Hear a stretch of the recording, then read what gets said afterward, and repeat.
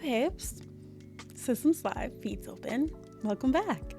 I have so many reviews lined up for you guys, so I hope you're looking forward to those because I'm gonna try to get a couple of them out. Some of them are gonna be definitely a lot longer than some of the other ones I've done, considering some of them are dramas. They're gonna be a lot longer. Some of them are gonna be dramas, some of them are gonna be anime. It's what I watch. It's what I like to venture into. So if you don't like it, you guys will know which ones are which.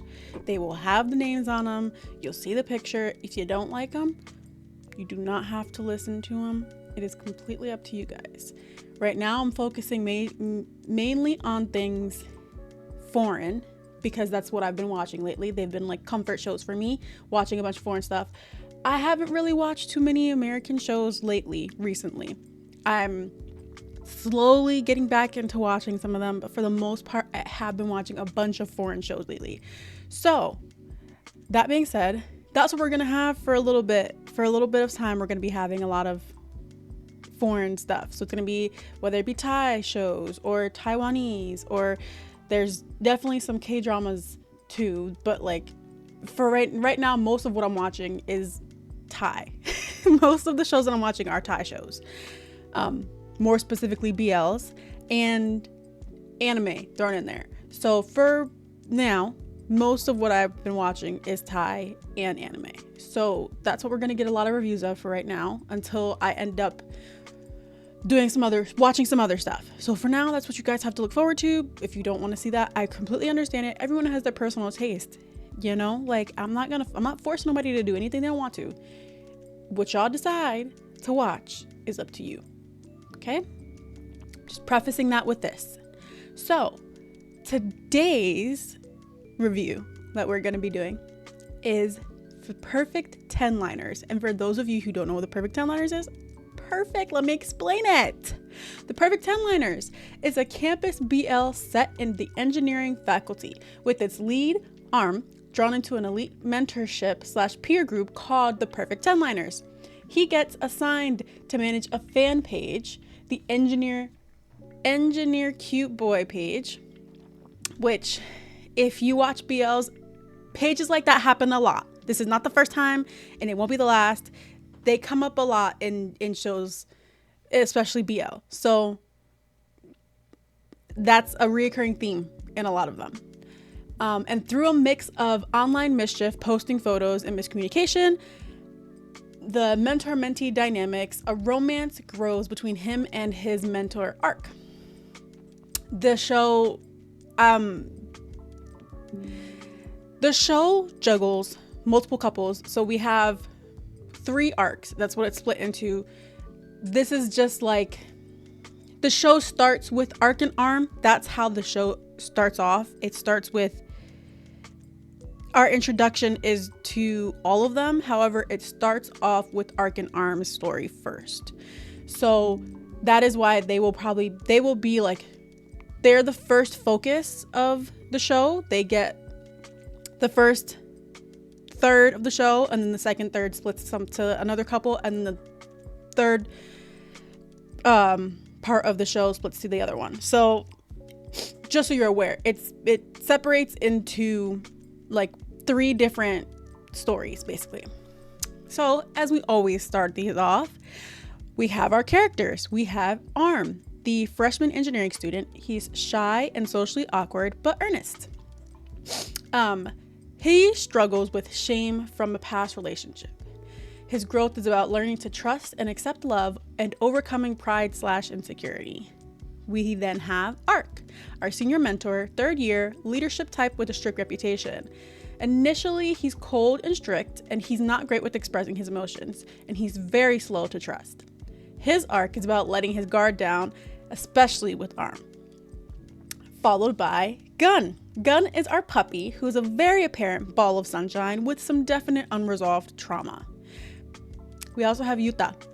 Yuta is someone who seems stable, but he's quiet and tends to keep what he's thinking to himself. Yeah, this couple has strong emotional grounding. Their scenes are more comforting, but still full of tension. We have Faifa. Fifa is Yuta's older. I can't talk today.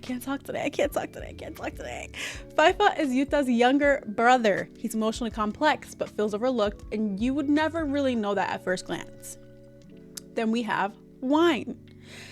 Wine is quiet and reserved. He also has past relationship issues that leave him uncertain, and their arc explores the fear of rejection, identity, past relationships, and wanting courage. Their story was a lot more natural, in my opinion, and not as dramatic. It was definitely more of a slow burn.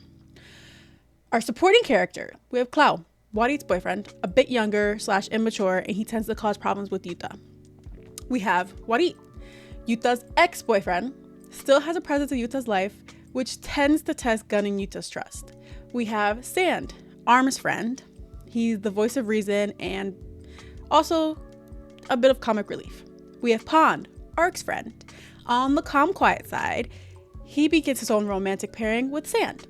We also have Poe, Arm and Sand's friend. He's the comedic relief, as well as the permanent third wheel to his friends' relationships. We also have Yipun. She's the older mentor who links the group and who links all of the couples together and also offers guidance to the couples as well. We also have Jet, and he's Yipun's boyfriend, fine as hell. Oh, he has the cutest dimples. Like, I know it's the actor, but like that's his character, you know, like he's his character. So it's like, oh, he's just so fucking cute. However, he's mostly just there for Poon.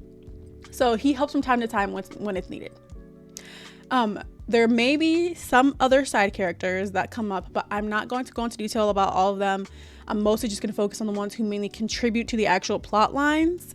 So any other ones that come up, I might give a picture or two about them just so you can see who it is, but I'm not going to go into full detail unless like they specifically contribute to that storyline of those characters. Okay, that's why the side characters who were mentioned do directly contribute to the storyline. All right, okay, good. Now let's get into the show. We start off present day. Wine joins the Perfect 10-liners at dinner. Arc and Arm and Yuta and Gun are already together, and this prompts Wine to ask how Arc and Arm got together, which begins a flashback structure for the rest of the season, which will happen quite often. So Yipun asks Arm to help run the Engineer Hot Boy page, and he accidentally posts Arc, which leads to Arc messaging the page, basically telling him to take the fucking picture down or else. Ultimately, scaring Arm, who doesn't know what he's in for. Later, when Yipun decides to get the Perfect 10-liners together to introduce Arm, he realizes Arc is part of the group as well. This begins their chaotic love story. Arc has a hothead moment while on the way to a movie with Arm, which leads to a car accident and a trip to the hospital. His friends scold him while Arm is worried, shifting them from enemies toward concern. Right, there we go. Sorry, it was just very, very low. I'm so sorry.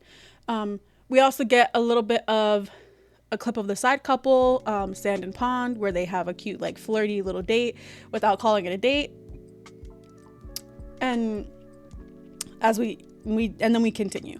We have Arc, openly protective and flirty, and Arm, who is hilariously oblivious, until Arc pins Arm with his badge, where they get a badge from their major. And I don't remember specifically what the badge is for. I think that they can participate in freshman like activities to either get them or they can buy them later. But like basically like they get these pins, and Arc gives Arm his pin, and it's like it basically is like Arc is telling him that he cares, you know. It's basically that's basically what it is. Like he gives him something that Arm wasn't going to be able to get until later, so Arc decides, let me give it to him now. So it is like a cute little moment. And their late night texting turns excited and flirty. We get to see Poe and Sand tease Arm about this, making them one of the friend groups that I truly find stupidly hilarious in the show. We continue. A bar fight breaks out on a night out with Poe, Sand, and Arm, resulting in Arm taking a bottle to the head. And Ark, once finding this out, beats some ass off screen and hides the injury. When Arm notices it, Ark lies and says he heard it at soccer, which is not true. But Arm knows the real reason why, and while he is a bit upset, he is touched that Ark goes to the trouble of caring. We get some cute moments of tender caretaking where Arm leaves a note for Ark to take some painkillers to help with the pain from his injuries, and Ark covers Arm with his shirt. Then we also get the introduction of the Perfect 10-Liners bracelet, symbolism that it becomes kind of important for all three couples, and I say kind of because it's important more for the first and second couples. For the last couple, it's kind of important, but not as important as it was for the first two. So keep that in mind. Get off, bro. Sorry. Okay. Arm talks to Sand about his past breakup and how she basically told him he should be alone, and this is the reason why he's hesitant about Ark. Ark strategizes, pretty badly I must admit, on ways to be more obvious. They take a beach getaway to get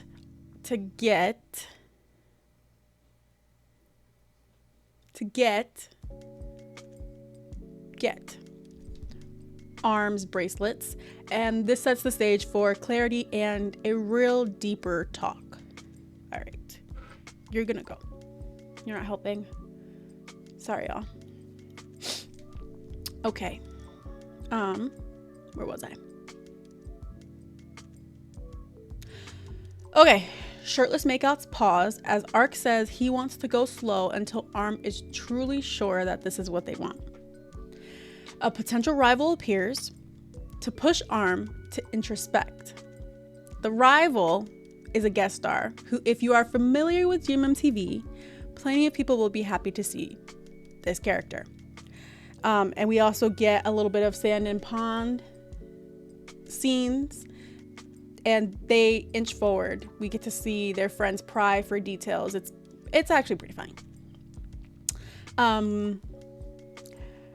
The pressure for clarity starts to rise, and Arm finally acknowledges his feelings. It's kind of baby steps for him from flirtation to something more real. And then after 8 episodes, their couple comes to a wrap with them finally becoming a happy couple, and the show starts to pivot towards our second couple.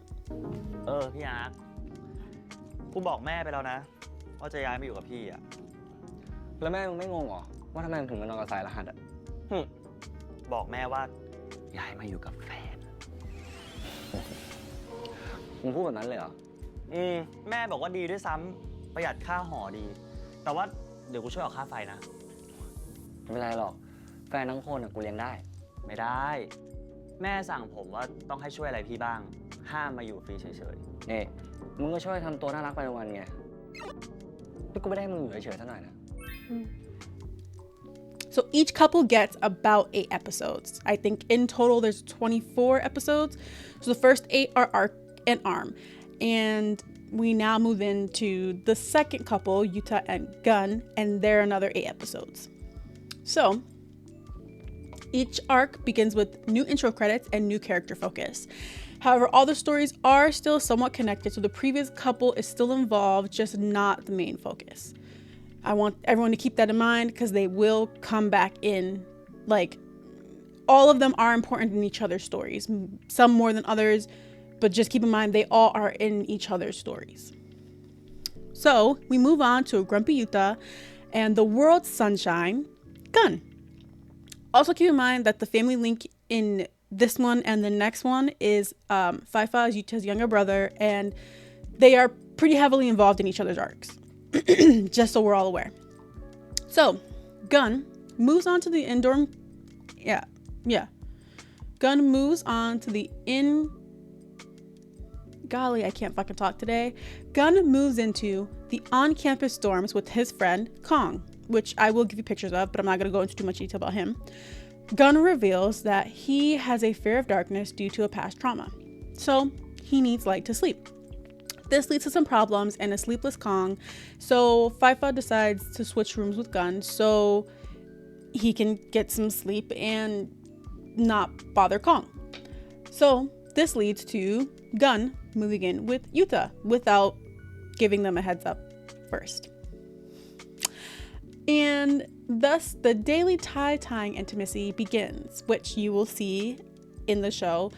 It's a very common thing throughout most of their arc that Yuta does not know how to tie a tie, which is part of the territory when it comes to being a freshman, because they have to wear ties with their uniform. So at least in the beginning, they have to dress in that specific, the white shirt, tie, and pants. Yuta does not know how to tie a tie, so Gun does that for him, and we get to see that cute little intimacy between them every day. Now, rumors about Yuta's bar fights and bruises are constantly brought up, and we get the classic BL sponge bath, where Gun is basically just taking care of Yuta for a night. Gun and Yuta deepen their daily routines, the caretaking and their morning rituals, and whispers about family dynamics grow, but neither defines the relationship. Campus event antics keep them physically close but emotionally vague, and Gun's fear of the dark versus Yuta's fear of intimacy themes bubble. Misunderstandings spike.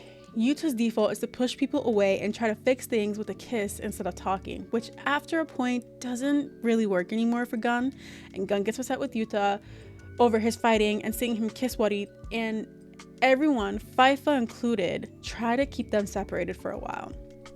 Out of desperation and missing Gun, Yuta reaches out to Arm for some assistance, and the perfect 10-liners bracelet comes into play again. Once again, we take a healing beach trip, and they talk, trying to get as much out in the open as they can.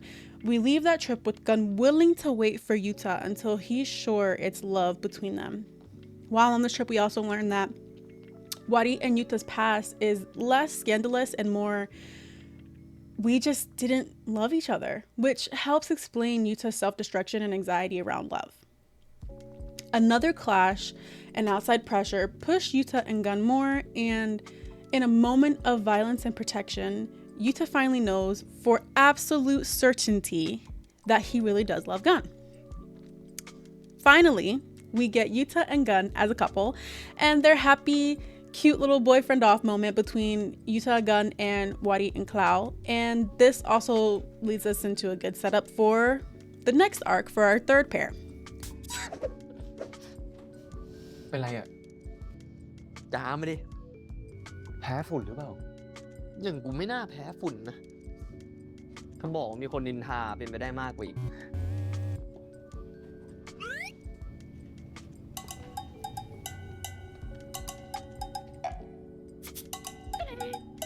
ของขวัญขึ้นบ้านใหม่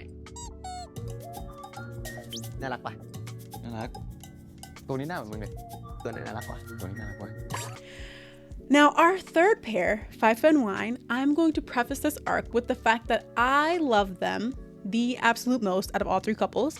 And I will be completely honest with you, I started with the interest for the show because I saw Santa and Perk, and I saw how cute they were, and I was familiar with Santa. I saw cute little clips of them, and they became a ship that I was interested in trying to see more of.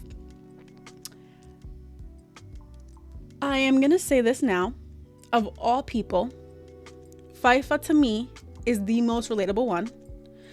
I rewatch the show from time to time and still bawl my eyes out watching this last arc. They all make me cry. Don't get me wrong. They all are very emotional. They all are very cute and have their happy and sad moments. But this one, I think I connect with the most.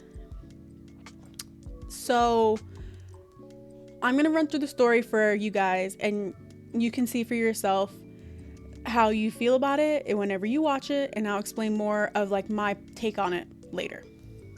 So this arc starts with a time loop, and we go back to where we started from the beginning, where Wine enters into the group, now with full context. Fifa is more complex than his flirty intro suggests, and we get to see that his please everyone habit is really just a mask. He's hiding some real feelings, but Wine is really the only one who pays attention enough and notices it.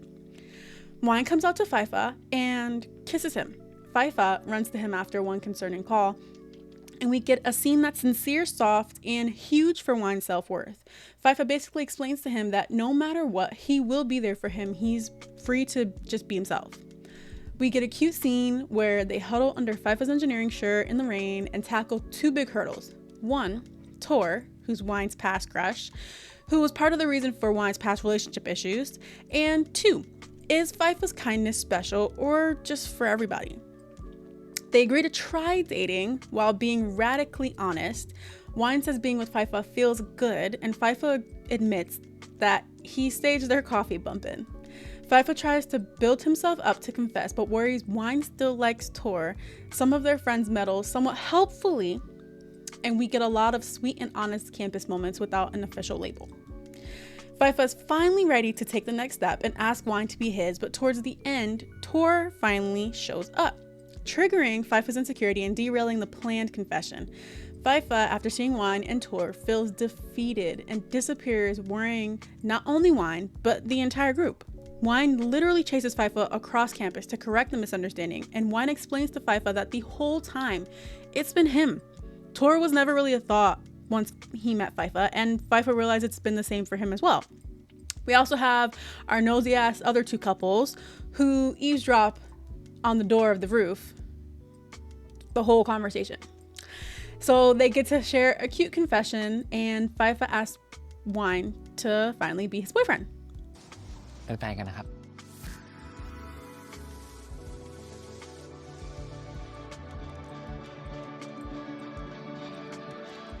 เป็นแฟนกันครับ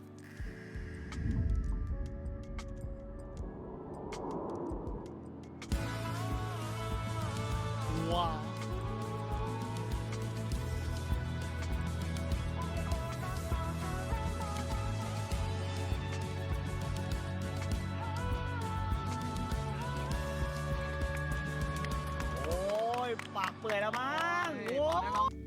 However, that's not the end. Now I'm going to talk about this as best as I can without getting too emotional. But I will preface it with this. This part is probably why I resonate with Fifa so much as a character, because this episode we get to see it's not the last episode, but it's like the second to last episode. We get to see his struggle that he's been dealing with for so long with his family issues and how he's constantly kind of covering up how he feels for others. Thanks to Wine, which I very much do love this couple. They are my favorite. I really do love them. So, Wine and Fifa are now together, and we get some cute scenes of Yuta and Gun and Fifa and Wine due to a school event thing. Wine and Gun sit to wait for Fifa and Yuta, and they get to talking. Wine explains to Gun that he doesn't think everyone realizes Fifa's still hurting, which takes Gun by surprise, because he wasn't fully aware of that.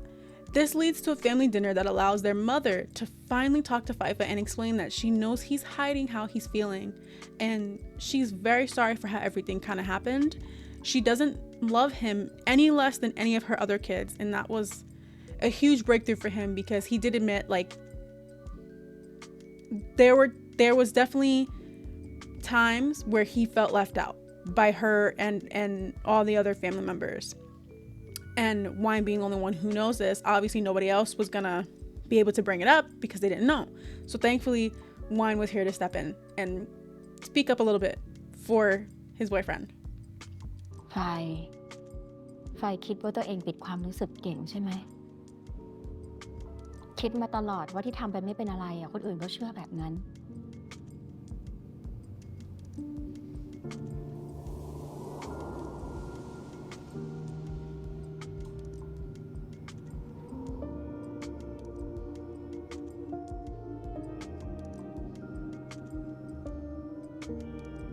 แม่ขอโทษนะลูก ที่เพิ่งจะกล้ามาพูดตอนเนี้ย ปล่อยให้มันเป็นแผลในใจของไฟฟ้ามาตั้งนาน คุณกับผมนี่เป็นพ่อแม่ที่ไม่ได้เรื่องจริงนะ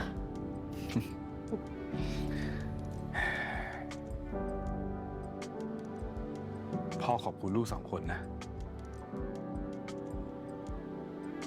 ที่เข้ามาช่วยรักลูกของพ่อกับแม่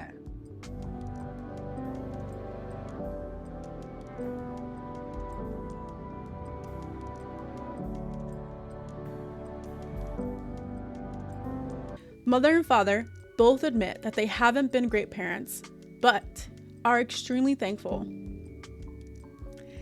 Oh, I'm gonna try my best. I get so emotional just going back over it because it really does hit the heart. Mother and father both admit they haven't been great parents, but are thankful to Wine and Gun for giving their sons the love and caring that they never did, and allowing them to be themselves and loved by people who truly love them. Whew. Oh, if you don't resonate with that, you don't have a heart. You don't have a heart. Because that's a hard thing to be able to admit as a parent. That is a difficult thing to be able to admit as a parent. But this overall was literally my favorite episode of the entire show. I don't think anything hit me as hard. Being able to get that resolution between their family was probably the best part of the entire show. I have to say, it really was. I'm also going to mention Wine and Fifa did get their bracelets. However, this is what I mean by when I said that the bracelets are important, just not as important for them. They didn't go on a beach trip. Theirs was like at a music festival. That's where I think his name was Taiwan in here, to be fair. He was gonna be at a music festival, and Wine decided to try and go on his own to the music festival to get them as a surprise for Fifa, because Fifa had to take his mom to the airport. Since Fifa knows Wine pretty well, he showed up at the campsite of the music festival to join a lonely Wine, and they spent a cute, intimate night camping together. So we got a lot of cute moments for them. Our finale is a lot of vibes. We get the whole gang together, all three couples, including our side couple, Sand and Pond, who all come together to help Klaus stage a proposal for Wah on a camping trip. There's a cute scene of everyone passing a crown around and kissing each other. If I can show it here, I will. If I can put it in here, I promise you I will put it in, because it is absolutely one of the cutest moments of the show.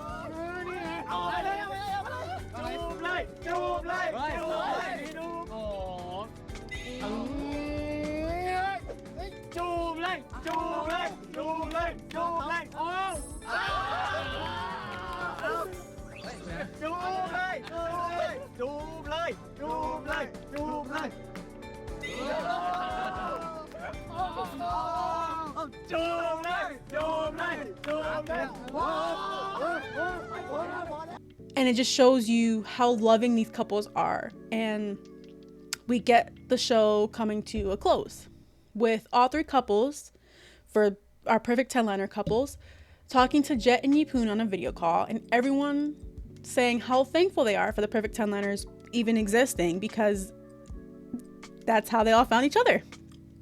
And we get one of the cutest happy endings you could ask for from a show, like, ever. So I really enjoyed this show. I really did. And I feel like I'm probably a little bit more biased because I resonate so heavily with one of the characters, which, other people might not. Other people might feel like some parts that I enjoyed, they didn't care for. I don't give a shit. This is my review. I loved Wine and Fifa. Loved them. They were my absolute favorite couple. Loved them down, babe. Loved them down. So I loved this show. This was my absolute favorite one to watch so far. Thus far, it's been my favorite one to watch. And y'all could take that to the bank. So, what I thought worked really well. The romance and the university life. I kind of felt like the setting and the mentor-mentee, like engineering faculty thing gives a refreshing, like, relatable backdrop. It balances like seriousness and silliness. They have a bunch of comic relief and banter, which helps like incorporate humor and flirting into the show really well. You always kind of felt like you got the emotional depth, but you also got the lighthearted, like funny scenes that helped alleviate some of the tension that was always wrapped in there. The show also did an amazing job leaning into the vulnerability of all the characters. I felt like that's why I was able to resonate with Fifa so much, because the show did an excellent job of showing you the emotion, and like the writing was well, but like the actors, they really brought their shit for these characters, bro. Like you can feel the energy and like the emotion behind the characters, and that's why I was able to resonate so heavily with one so much. So I'm thankful. I am thankful for the show, truly. What I didn't really love, which this is going to be a recurring theme in every drama I bring up, guys. It's going to be something that constantly is an issue for me, but the only thing that really bothered me is the way that some conflicts and issues are handled. Obviously, I would do and say something's different, and it's going to be something that comes up every time, and it's part of drama. I mean, I'm perfectly okay with that. That's probably the only thing that's really going to mess it up for me for some shows is how they handle certain situations, because I love characters who fight. I love characters who fight hard. I want a character who fights to the ends of the earth for something that they really believe in, and sometimes like they don't always deliver characters like that. Like, you know, like they did a decent job here, like not to say that they did bad having the characters fight for each other. There wasn't a crazy amount of things that they had to like. This one was more probably leaning towards slice of life than it was like super dramatic. So each character fought in their own right. So this one I can't really take much away from. So that's why for me it's still gonna rate pretty heavily. But that's what I'm saying. Like in drama, I like the drama aspect. Don't get me wrong. It's not crazy to have drama in a drama. Like I get that. But I do want to say that for me, I like a character who doesn't take shit from other people about how they feel about certain stuff. So like I don't like people being stepped on and like talked over, people ignoring other people. Like that's where my problems come from dramas. Like a lot of times they have like the characters who are just like they let people push them, and I don't like that. That's where my issue comes in. It's not anything anybody did specifically, you know, like it's just something that happens with some characters. They did pretty decently in this show, I have to say. They all kind of fought for each other pretty well, though they did take some time to figure their shit out here and there. So overall, I'd give The Perfect 10 Liners 9 out of 10 daggers. It's definitely Blue approved. It's not perfect, but nothing ever is. You know, can't expect perfection out of everything. That's just how life works. However, it does succeed very well in being warm, romantic, fun, comforting, and emotionally satisfying in pretty much all of its arcs. Now I want to know what you guys thought. Which couple stuck with you more and why? Were there moments that surprised you? Did you feel that the ending wrapped well enough for all the characters? Let me know. But for now, let's cut the feet, babes, because my work here is done.